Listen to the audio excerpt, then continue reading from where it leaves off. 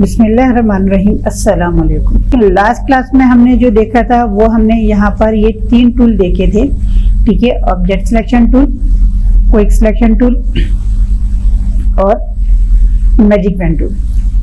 काम तीनों का सेम था कि उन्होंने आपको ऑब्जेक्ट सेलेक्ट करके देना है। ठीक है, इसके बाद हमारे पास इसके साथ में ही हमारे पास एक टूल आ रहा है, वो है लासो टूल। यहाँ पे अगर हम लासो टूल की बात करते हैं तो लासो टूल में ये थोड़ा सा हमारा काम आसान कर देता है कि हमने जितनी एरिया को सेलेक्ट करना है तो हम अपनी मर्जी से उतनी एरिया को सेलेक्ट कर सकते हैं। तो पहले हम एक पिक्चर ओपन कर लेते हैं। ठीक है,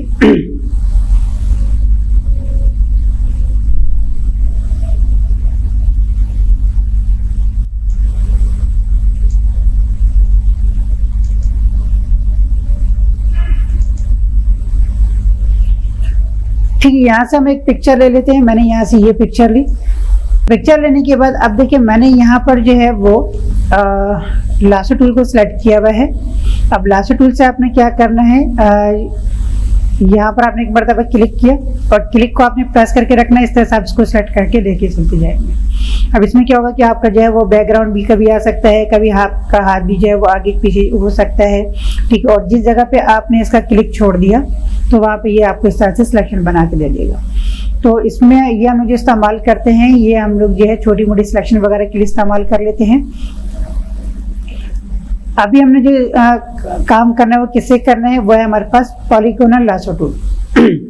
पॉलीगोनल लासो टूल से ये होता है कि जब आप इस टूल को सिलेक्ट करेंगे तो हम अपनी मर्जी से जो वो सिलेक्शन बना सकते हैं।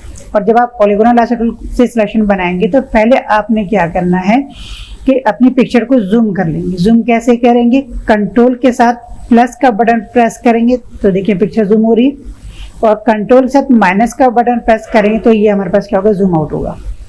ठीक है, तो कभी भी फोटोशॉप में आपने किसी भी चीज को जूम इन और जूम आउट करना है तो कंट्रोल के साथ माइनस और प्लस करेंगे। तो इसको आपने इतना जूम करना है कि आपके पास जो है इसके कॉर्नर आपको वाज़े नजर आने चाहिए। अब ये थोड़ा सा ज्यादा जूम हो गया क्योंकि यहाँ पे इसके जो कॉर्नर थोड़े से क्या हो रहा है, इसके पिक्सल्स खराब हो रहे हैं। तो मैंने एक मतलब जूम आउट किया। ठीक है, अब सही है। अब यहाँ पर क्या है कि पिक्चर बहुत जूम हो गई तो आपने स्पेस बार का बटन प्रेस करना है। ठीक है, स्पेस का आपने बटन प्रेस करना है और देखिए आपके पास एक टूल आ रहा है, वो है हैंड टूल। तो हैंड टूल सेलेक्ट हो जाता है तो आप इसको पिक्चर को किसी भी जगह पे इस तरह से मूव कर सकते हैं।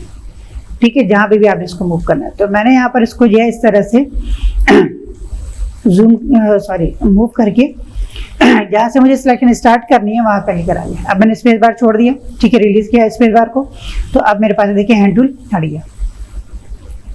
यहाँ पर जहाँ से आपने स्टार्ट करना है वहाँ पे आपने एक मरतबा क्लिक करना है। तो क्लिक करने से क्या होगा कि देखिए माउस साथ एक इस तरह से लाइन चलेगी। ठीक है, इसे आपने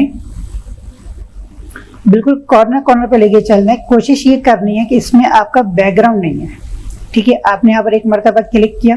ठीक है, फिर थोड़ा सा आगे बढ़े। ठीक है, फिर आपने यहाँ पर क्लिक किया, फिर इस तरह से आप आगे बढ़े, फिर आपने यहाँ पर क्या करना है, इस तरह से क्लिक करें। जैसे वो सिलाई मशीन चलती रहती है ना, इस तरीके से आपने इसको लेके चलना है। बस कोशिश ये कीजिएगा कि आपका जो है बैकग्राउंड नहीं है। अब इसमें कहीं पर आपसे सिलेक्शन खराब हो जाती है या इधर उधर क्लिक हो जाता है तो फिर क्या करेंगे, जैसे अब ये मेरे मुझसे 2 क्लिक अलग बाहर हो गए तो क्या करना है, आपने बैक स्पेस का बटन प्रेस करेंगे। ठीक है, तो ये वापस बैक हो जाएगा। अब देखिए यहाँ पे मैंने इसको इस तरह से सिलेक्ट करते जा रहे हैं। अब यहाँ पर मेरे पास पिक्चर खत्म हो गई। स्पेस बार प्रेस करेंगे और फिर इसको आप इस तरह से लेकर आ जाएंगे। फिर आपने स्पेस बार छोड़ दिया इस तरह से। अब यहाँ पे देखिए मेरे पास की शोल्डर में जो आ रहा है वो गोलाई आ रही है। तो नॉर्मली क्या होता है, इस तरह से यहाँ पे क्लिक किया और उसको डायरेक्टली इस तरह से लेके चले जाते हैं। तो यहाँ पर एक छोटे से क्या होता है कि नोक बन जाती है। तो जहाँ पर भी गुलाई होगी ना तो वहां पर आपने कोशिश ये करना है कि नोक नहीं बननी चाहिए, वहां पे गुलाई ही बननी चाहिए। तो गुलाई के लिए आपने क्या करना है, छोटे छोटे क्लिक लेके चलने हैं। ठीक है, इस तरह से नोक भी बन जाएगी। मसला बन जाए तो कोई इतना बड़ा मसला नहीं होता, हम उसको आगे जाके सही कर सकते हैं। लेकिन अभी हम क्योंकि लर्निंग प्रोसेस में तो हमने हर चीज़ को जो है वो नोट करना है और देखने की कोशिश करनी कि हमारा हाथ जो है वो परफेक्टली चले।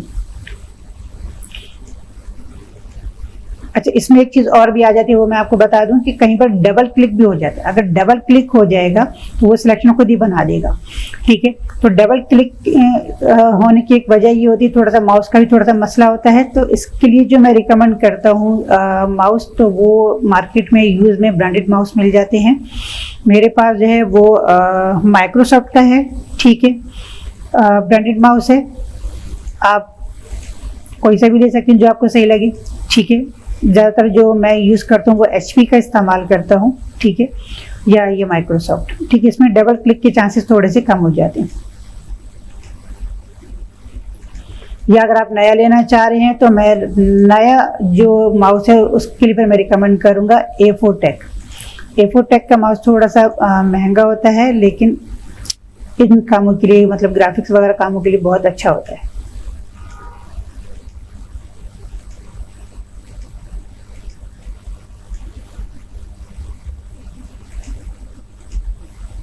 अच्छा, अब यहाँ पे देखिए मैंने इसकी पलकें आ रही थी तो पलकों को मैंने सेलेक्ट नहीं किया। पलकों को सेलेक्ट इसलिए नहीं किया क्योंकि एक एक बाल को सेलेक्ट करना पॉसिबल नहीं होता है, ठीक है। तो इसको हम इस तरह से अपनी मर्जी से कट भी कर सकते हैं।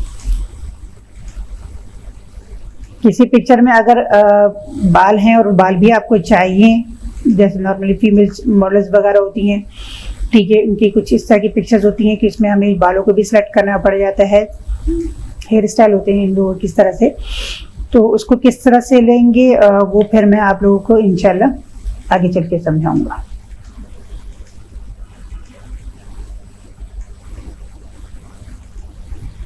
अब देखिए यहाँ पे मैंने इसके बाल को थोड़ा सा जो है वो कट कर दिया। कोशिश करें ज़्यादा बड़े बड़े जो है वो क्लिक ना करें, खासकर गुलाई में, ताकि जो सिलेक्शन है वो आपको बिल्कुल परफेक्ट आनी चाहिए।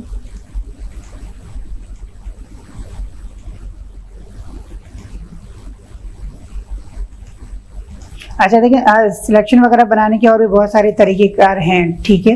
तो अभी हम लोग सिर्फ सीख रहे हैं, तो इस वजह से हम लोग लर्निंग प्रोसेस में, तो हम इस तरह से इस पर अपने हाथ साफ करेंगे, वरना पेन टूल से भी हम लोग जो है इसकी सिलेक्शन बना लेते हैं। तो पेन टूल से थोड़ा सा आप लोगों को मुश्किल लगेगा, नॉर्मली स्टूडेंट का जो हाथ सेट नहीं होता है, पहली मरतबा इस्तेमाल कर रहे होते हैं तो वो इसी पर काम कर रहे होते हैं ज़्यादातर। तो pen tool most important tool है हमारा किसी भी ग्राफिक्स के सॉफ्टवेयर में।